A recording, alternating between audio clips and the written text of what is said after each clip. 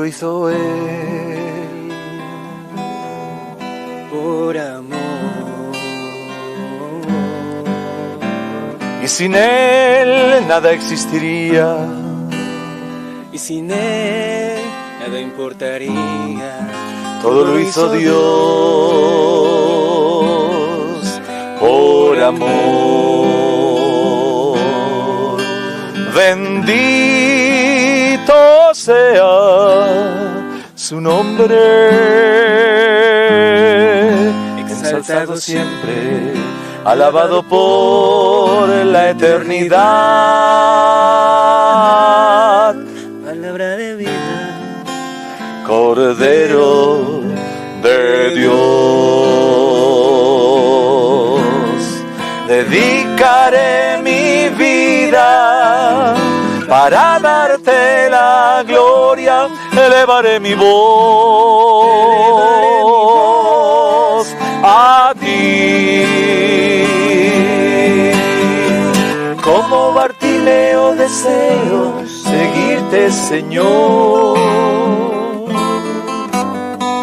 Cual a Pablo quita mis escamas y déjame ver tu luz, tocar tu manto y sanar, a tu palabra creer, tomar mi lecho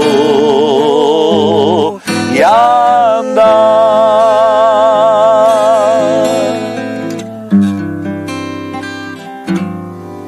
Todo lo hizo Él por amor. y sin Él nada existiría. Y sin Él nada importaría. Todo lo hizo Dios por amor. Bendito sea su nombre, exaltado siempre, alabado por la eternidad. Palabra de vida, Cordero de Dios, dedicaré mi vida para darte la gloria, elevaré mi voz a ti. Como Bartimeo deseo seguirte, Señor. Cual a Pablo quita mis escamas y déjame ver tu luz, tocar tu manto y sanar, a tu palabra creer, tomar mi lecho y andar. Tocar tu manto y sanar, a tu palabra creer, tomar mi lecho y andar.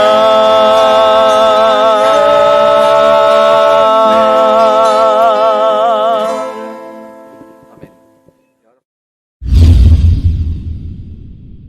Paz y la gracia del Señor con todos mis hermanos. Bienvenidos a nuestro estudio para este día.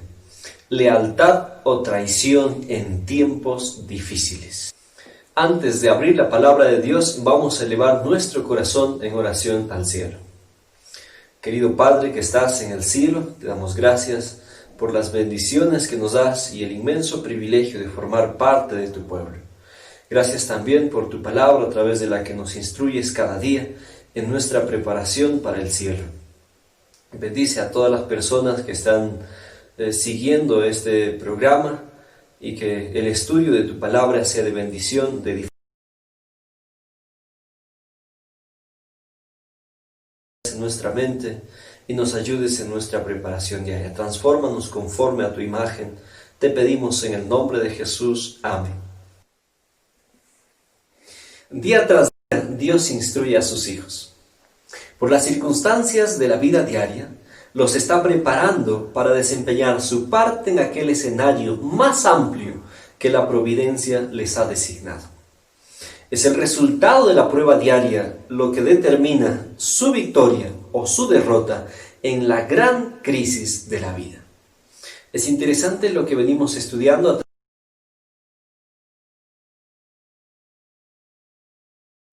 Hemos visto la necesidad de desarrollar dos tipos de hábitos. Hábitos de dependencia, que estos se desarrollaban por medio del estudio diario de la Biblia y la oración constante, especialmente la oración secreta. Segundo, los hábitos de fidelidad, que estos, según lo estamos estudiando aquí, determinan nuestra victoria o nuestra derrota en la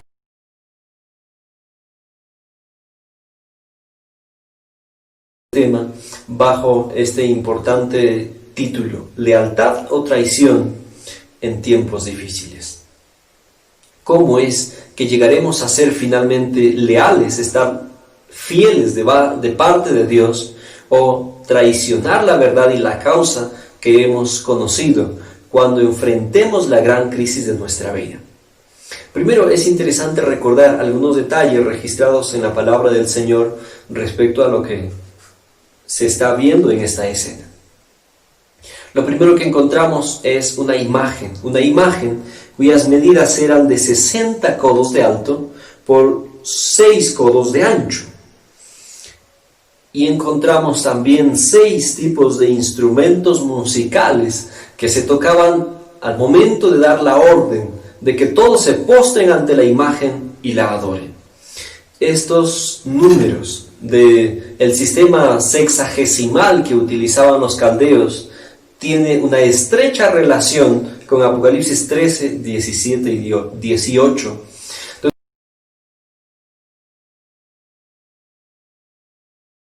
Y este es número de hombre.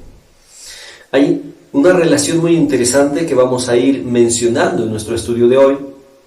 No vamos a profundizar tanto sobre esto, pero sí vamos a mencionar los detalles que sirven para lo que queremos reflexionar en este día. ¿Cuál es el perfil de la crisis que está establecido a través de esta escena? Hay varios elementos que nosotros necesitamos considerar. En primer lugar, encontramos una imagen. Esta imagen, según muchos estudiosos de la Biblia, pudo ser una representación de Bel. Otros dicen que era en honor al padre Nabucodonosor. Otras personas dicen que era en honor de sí mismo. Pero es interesante cuando recordamos algunas de las escenas anteriores. En el capítulo 2 de Daniel, cuando él soñó esta imagen, el Señor le había dicho que un reino se levantaría después de él. Otro imperio iba a reemplazar al imperio que Nabucodonosor había establecido.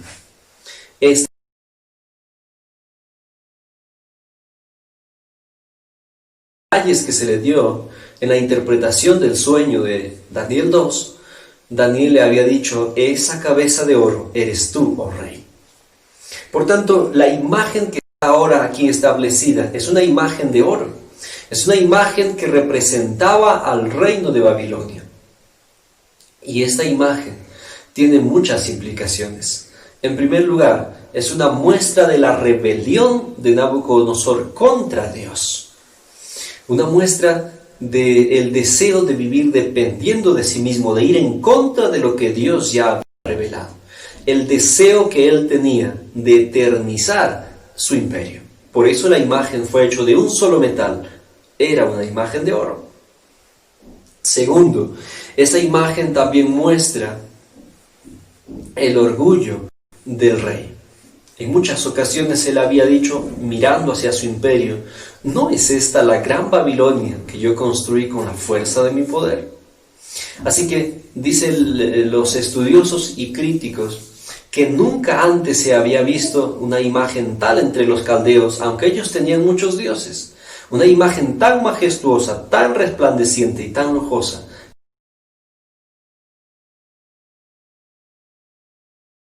Lo que estaba en el corazón de Nabucodonosor está expresado en la imagen: el deseo de autodeificarse ocupando así el lugar de Dios.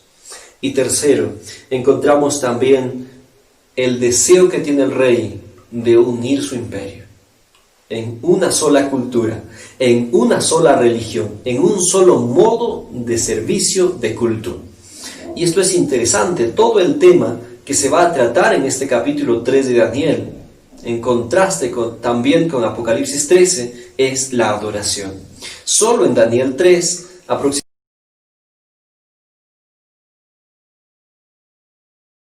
eso nos indica que en el perfil de la crisis final que va a decidir nuestro destino eterno, el tema en cuestión es nuestra adoración. Es nuestra lealtad, o hacia Dios o en contra de Dios, o a favor de la verdad que Él nos ha permitido conocer, o traicionando esa verdad tan preciosa que Él ha puesto en nuestras manos.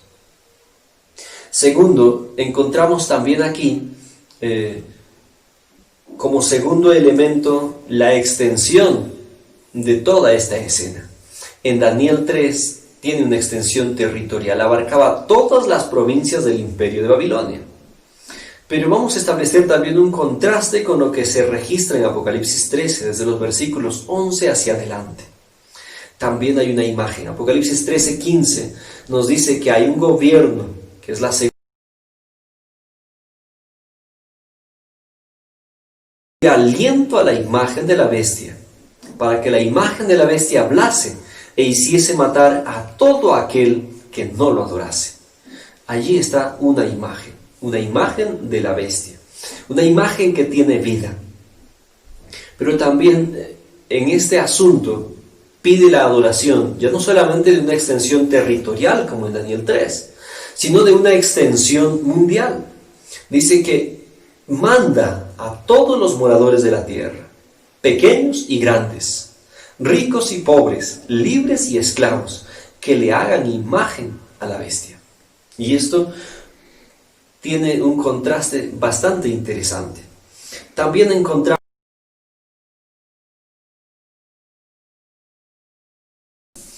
en Daniel se nos registra que el rey había mandado que al sonido de los 6 tipos de instrumentos musicales, todas las personas allí reunidas en la planicie de Dura se postren ante la imagen y le adoren. El adorar la imagen implicaba el reconocimiento de la suprema autoridad del reino de Babilonia. Y esto tiene mucha relación con lo que ocurre al final del tiempo. Una imagen de la bestia que demanda adoración. Adoración de todos los pueblos, naciones y lenguas de la tierra. El adorar a esa imagen es el reconocimiento de su suprema autoridad, desplazando la autoridad máxima que tiene Dios sobre todas las cosas creadas. Por tanto, esta imagen de Apocalipsis 13 también muestra la rebelión contra Dios. También muestra el hecho de que se quiere suplantar a Dios. Y tercero, hablando sobre el decreto de adoración idólatra que hay, también en Apocalipsis 13:15, adelante encontramos un decreto. Pide que todos le adoren. Un decreto que está acompañado de un castigo, de una amenaza de muerte.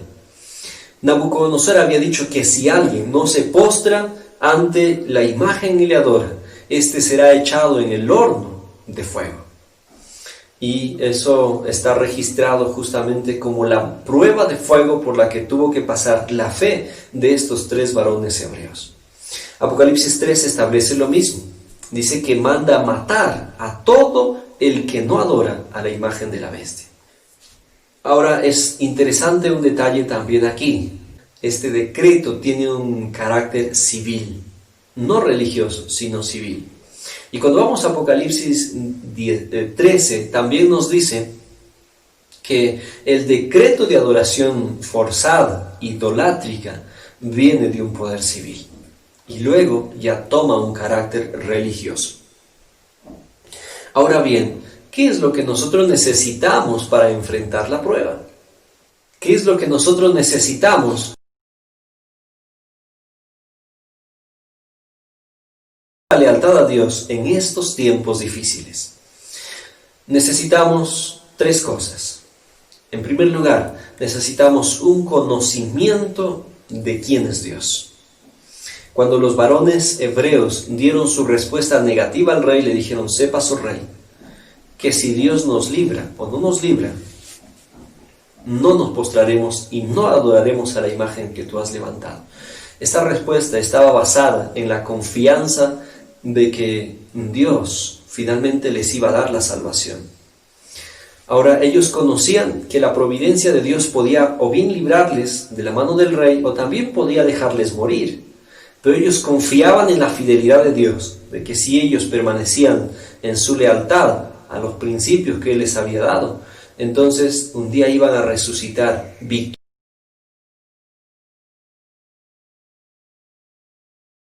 El conocimiento de Dios es necesario. Romanos capítulo 10 y versículo 14 dice: ¿y cómo le invocarán si no han creído en Él?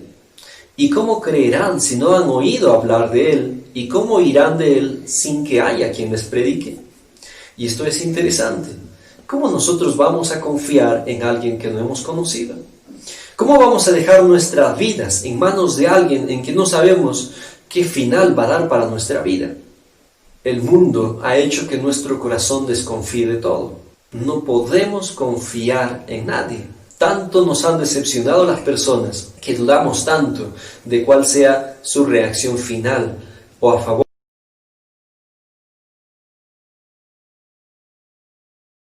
Pero también necesitamos un conocimiento de su carácter, un conocimiento también de sus promesas. La inspiración nos dice que necesitamos tener una fe que esté basada en las promesas de Dios. Cuando se habla sobre la crisis final, nos dice la inspiración que deberíamos levantar un muro de versículos que sostengan nuestra fe en el momento de la crisis. Cuán pronto olvidamos los seres humanos la fidelidad de Dios. Cuán pronto olvidamos los seres humanos las promesas que Dios establece cuando estamos pasando por pruebas. Es por eso que necesitamos memorizar las promesas registradas en la palabra de Dios. También necesitamos una fe a prueba de fuego. Eso lo encontramos en la vida de estos tres varones hebreos.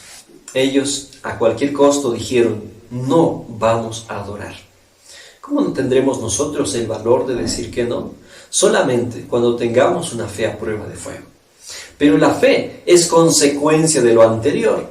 Romanos 10:17 nos dice que la fe es por el oír y el oír es por la palabra de Dios. Ahora, ¿qué tipo de conocimiento es lo que hace que nuestra fe sea inquebrantable y sea prueba de fuego? Es tanto el conocimiento teórico del carácter de Dios, es tanto el conocimiento intelectual a través del estudio de las Escrituras, como también el conocimiento experimental. Cuando leemos 2 de Pedro, capítulo 1, versículo 19, nos dice: tenemos además la palabra profética más segura. Y esto es interesante. Además, la palabra profética más segura. ¿Además de qué? Si retrocedemos en los versículos anteriores, nos damos cuenta allá en el monte de la transfiguración. Es decir, necesitamos por ello esos dos tipos de conocimiento, experimental como también teórico o intelectual. ¿Cómo podemos decirle a alguien que ha tenido experiencias con Dios que Él no existe, por ejemplo? Jamás nos creería. Por esa razón, nuestra fe únicamente puede ser fortalecida a nivel de prueba de fuego si hemos tenido experiencias con Dios. Y el salmista, en el capítulo 34 de Salmos, versículo 8, nos hace una invitación. Dice: probad y ved qué bueno es Jehová. Dichoso el hombre que confía en Él. Probad y ved. Es una invitación a experimentar con Dios. Es una invitación a conocer de manera personal y por experiencia propia la fidelidad de Dios y cómo Él cumple sus promesas. Y esto es interesante. A través de la prueba diaria, dice la inspiración, que Dios nos está preparando. Es decir, en esas circunstancias pequeñas donde nuestra fe es puesta a prueba, es donde se nos está dando la oportunidad de experimentar con Dios. Cada prueba pequeña que ha sido vencida, cada prueba pequeña en la que hemos logrado victoria, nos prepara para una mayor. Y tercero, necesitamos desarrollar hábitos de fidelidad. Lucas 16:10, el Señor Jesús decía, el que es fiel en lo poco, en lo mucho también será fiel.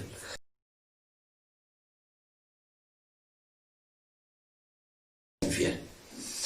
Y esto establece y pone el énfasis una vez más en que nuestra derrota diaria que sufrimos frente a las pruebas pequeñas de nuestra fe está determinando nuestra derrota en la gran crisis de nuestra vida. Hábitos de fidelidad. Un hábito es la inclinación natural a seguir algo.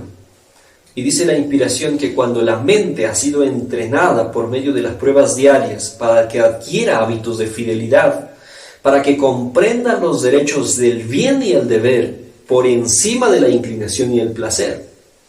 Las mentes entrenadas de esta forma no vacilan entre el bien y el mal como un bejuco tiembla ante el viento.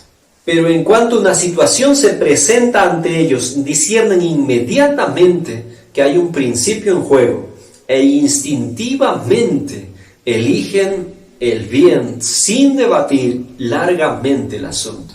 Instintivamente, una inclinación natural que ha sido desarrollada como un hábito hacia la fidelidad a Dios. No podremos tomar una decisión espontánea en la gran crisis de nuestra vida de decir no.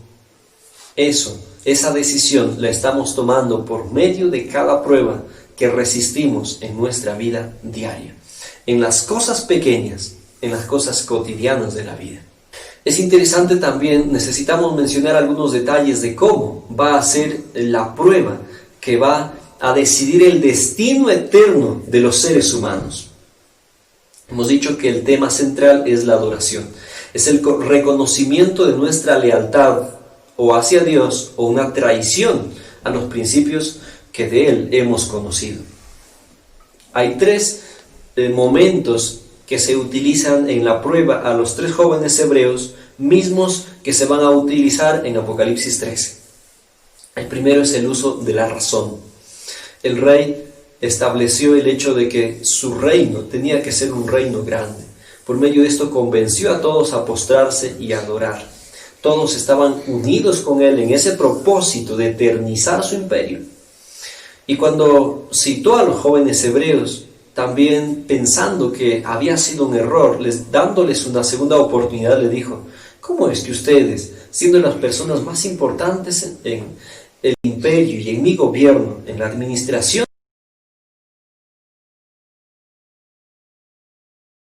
a la razón, al convencimiento? Segundo, apela al sentimiento, el uso del miedo. Les dijo que si no se postran ante la imagen, van a ser echados en el horno de fuego. Pero luego está el uso de la fuerza. Cuando ellos establecieron rotundamente la negativa de adorar a esta imagen, él en su furia mandó que se calentase 7 veces más de lo acostumbrado el horno y mandó que se los echase allí. El uso de la fuerza. En contraste, ocurre lo mismo en Apocalipsis 13. Apocalipsis 13:15 establece el hecho de que este poder mencionado aquí como la segunda bestia va a hacer señales y milagros y va a engañar, dice, a todos los moradores de la tierra para que adoren a la imagen de la bestia por medio de engaños. Es decir, utiliza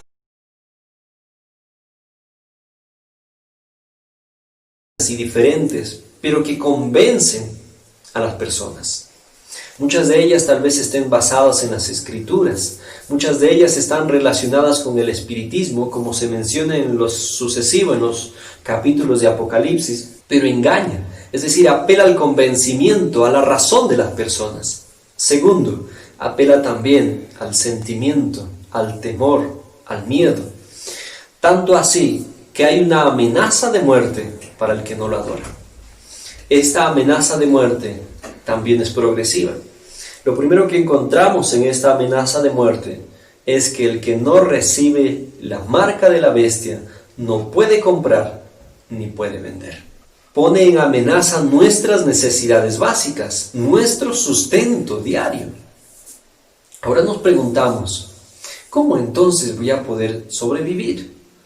¿De qué me voy a alimentar? ¿Cómo voy a sustentar mi vida? Es allí donde se hace tan necesario el recuerdo de las promesas de Dios. Hay una promesa establecida en las Escrituras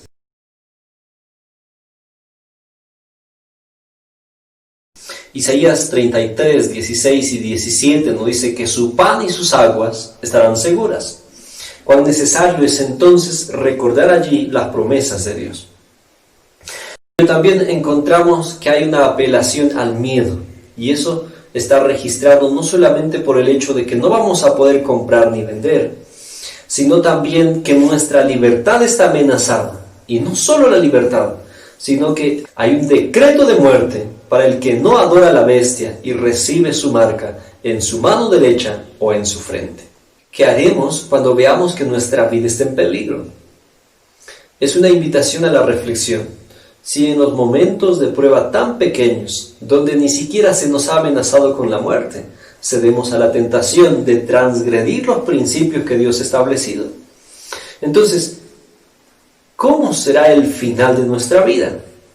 Pensemos por un momento hacia dónde se están encaminando nuestros pies, hacia qué destino estamos dirigiendo el rumbo de nuestra vida. Queridos hermanos, a través de todo lo que hemos podido mencionar hasta aquí, quiero hacerles una invitación a la reflexión personal de cada una de sus vidas. Hay un énfasis reiterado en las Escrituras, en la parte que nos corresponde a nosotros hacer, en la preparación.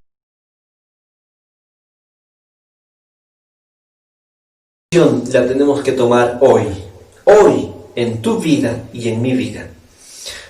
Todo lo que venimos haciendo cada momento de nuestra vida va a determinar ese final.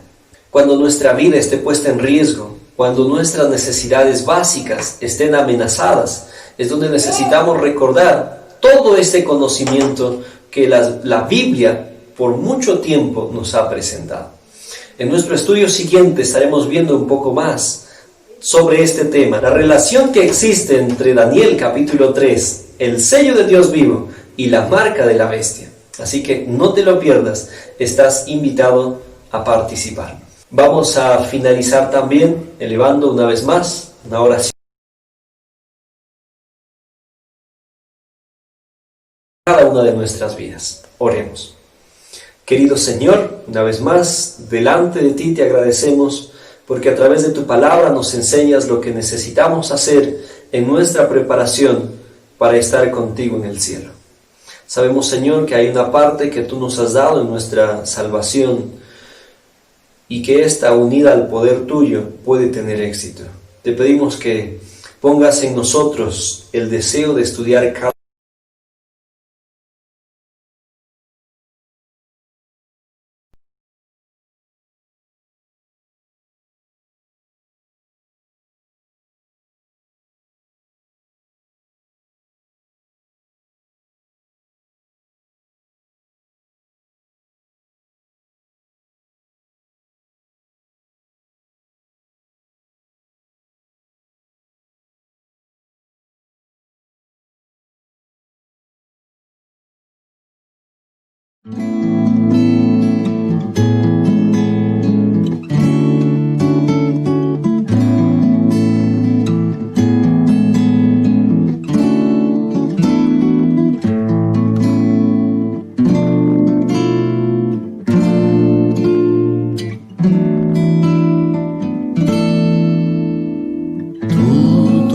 questa vita presto finirà.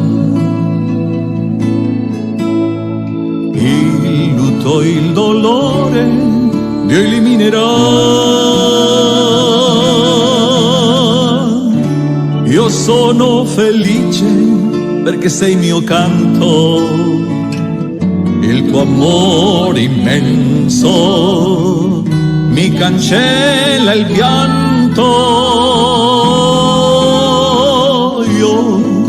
Non temo nulla, perché sei mio Dio, sorgente di pace, il rifugio mio, in Cristo trovato, speranza, amore, Lui è la mia luce, non avrò timore.